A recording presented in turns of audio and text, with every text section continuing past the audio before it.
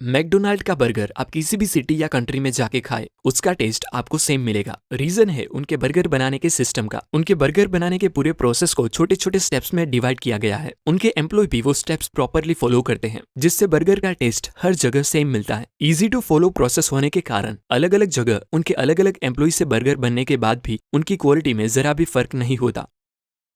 लोग मानते हैं कि बिजनेस सिर्फ एंटरप्रेन्योर स्टार्ट करते हैं, लेकिन ऐसा नहीं है। एक्चुअल में जो लोग बिजनेस स्टार्ट करते हैं वो पहले किसी और के लिए काम कर रहे होते हैं, और जब उन पर एंटरप्रेन्योर बनने का भूत सवार होता है तब अपना खुद का बिजनेस स्टार्ट करते हैं, और थोड़े ही सालों में उनका सो कॉल्ड बिजनेस फेल हो जाता है। लेकिन ऐसा क्यों होता है, चलो थोड़ा डिटेल में समझते हैं। जेक एक रेस्टोरेंट में पिज्जा बनाने का काम करता था। एक दिन उसने सोचा कि दूसरे लोगों के काम में इतनी मेहनत करने के बावजूद भी मुझे कुछ नहीं मिलता, तो क्यों ना मैं खुद का ही एक पिज्जा रेस्टोरेंट खोलूं, जहां मैं लोगों को इससे भी सस्ते और अच्छे क्वालिटी के पिज्जा बना के बेचूं। फिर उसने जॉब छोड़ दी और लोन लेकर अपना खुद का एक रेस्टोरेंट खोला। स्टार्टिंग में वहां कुछ गिने चुने ही लोग आते थे। फिर जेक को रियलाइज हुआ कि उसे अपने रेस्टोरेंट की थोड़ी मार्केटिंग करनी होगी, सो उसने मार्केटिंग भी स्टार्ट किया। अब अच्छी क्वालिटी, मार्केटिंग और सस्ते पिज्जा होने के कारण उसके रेस्टोरेंट पर ट्रैफिक होने लगा और जेक का बिजनेस थोड़ा प्रॉफिट में चलने लगा। लेकिन जैसे ही रेस्टोरेंट पे ज्यादा लोग आने लगे, रेस्टोरेंट की साफ सफाई, अकाउंटिंग, मार्केटिंग, ये सब काम अब जेक अकेले नहीं कर पा रहा था, क्योंकि उसका ज्यादातर टाइम पिज्जा बनाने में ही निकल जाता था। इसीलिए उसने एक आदमी को जॉब पे रखा।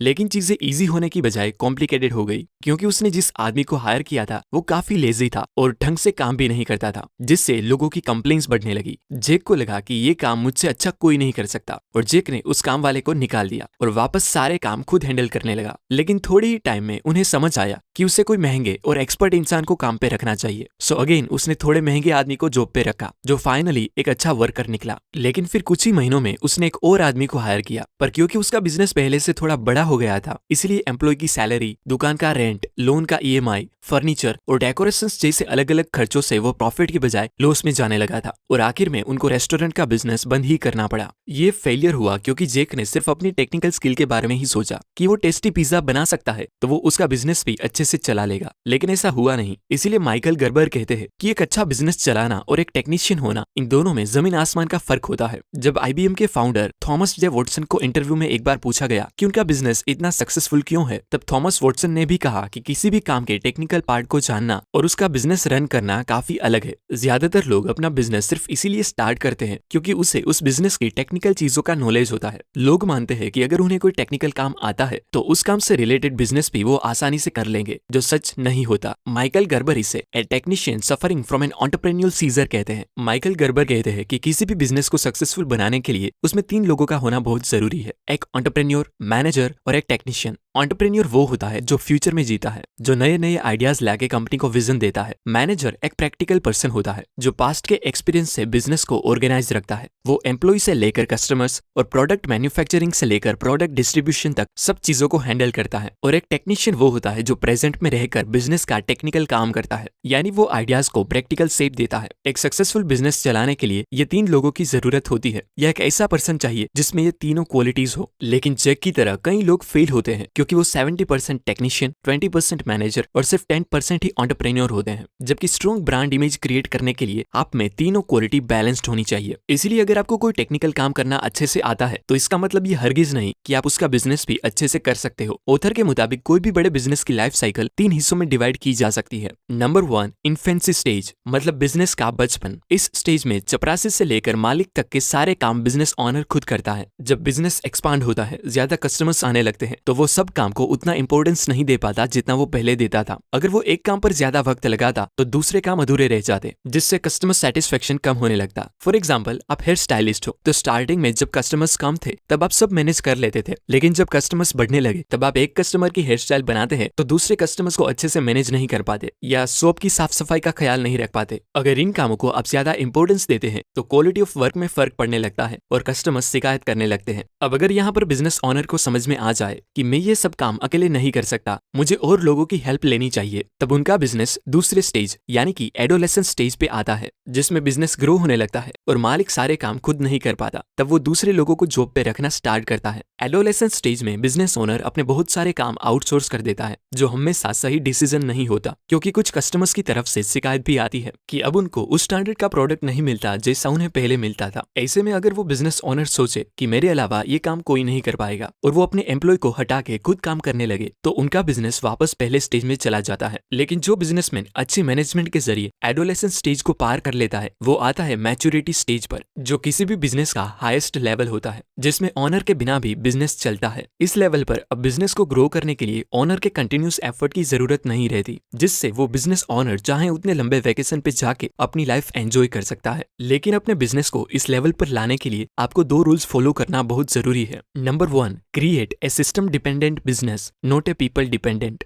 मैकडोनाल्ड का बर्गर आप किसी भी सिटी या कंट्री में जाके खाए उसका टेस्ट आपको सेम मिलेगा। रीजन है उनके बर्गर बनाने के सिस्टम का। उनके बर्गर बनाने के पूरे प्रोसेस को छोटे छोटे स्टेप्स में डिवाइड किया गया है। उनके एम्प्लॉय भी वो स्टेप्स प्रॉपरली फॉलो करते हैं, जिससे बर्गर का टेस्ट हर जगह सेम मिलता है। इजी टू फॉलो प्रोसेस होने के कारण अलग अलग जगह उनके अलग अलग एम्प्लॉय से बर्गर बनने के बाद भी उनकी क्वालिटी में जरा भी फर्क नहीं होता। अगर आपका बिजनेस पीपल डिपेंडेंट होगा तो आप तो जानते ही है कि लोग अपनी मर्जी और अपने मूड के हिसाब से काम करते हैं। अगर वो लोग छोड़ के चले जाते हैं या वो ठीक से काम नहीं करते तो आपका पूरा बिजनेस खराब हो जाता है। इसीलिए आपका बिजनेस पीपल डिपेंडेंट नहीं बल्कि सिस्टम डिपेंडेंट होना चाहिए, जिसमें क्लियर कट स्टैंडर्ड और प्रोसेस का चेकलिस्ट हो। जैसे मैकडोनाल्ड के पास बर्गर बनाने की पूरी step by step process, recipes, store की डिजाइन जैसी कई चीजों का एक प्री डिफाइंड चेकलिस्ट है। मैकडोनाल्ड किसी भी शेफ के चले जाने से बंद नहीं होने वाला, क्योंकि उनकी रेसिपी को कोई भी कॉलेज स्टूडेंट आसानी से सीख कर कुछ ही दिनों में वहां काम करना स्टार्ट कर सकता है। मैकडोनाल्ड और स्टारबक्स ने ये बात पहले से ही समझ ली थी कि किसी भी बिजनेस में सिस्टम का होना कितना इंपॉर्टेंट होता है, जिसकी वजह से आज वर्ल्ड वाइड मैकडोनाल्ड के 39,000 और स्टारबक्स के 32,000 से भी ज्यादा स्टोर होने पर भी वो उसे आसानी से मैनेज कर पाते हैं। स्टेप बाय स्टेप प्रोसेस और प्री डिफाइंड चेकलिस्ट होने के कारण उनके एम्प्लॉय बदलने पर भी वो नए एम्प्लॉय को पूरा काम चुटकियों में समझा सकते हैं,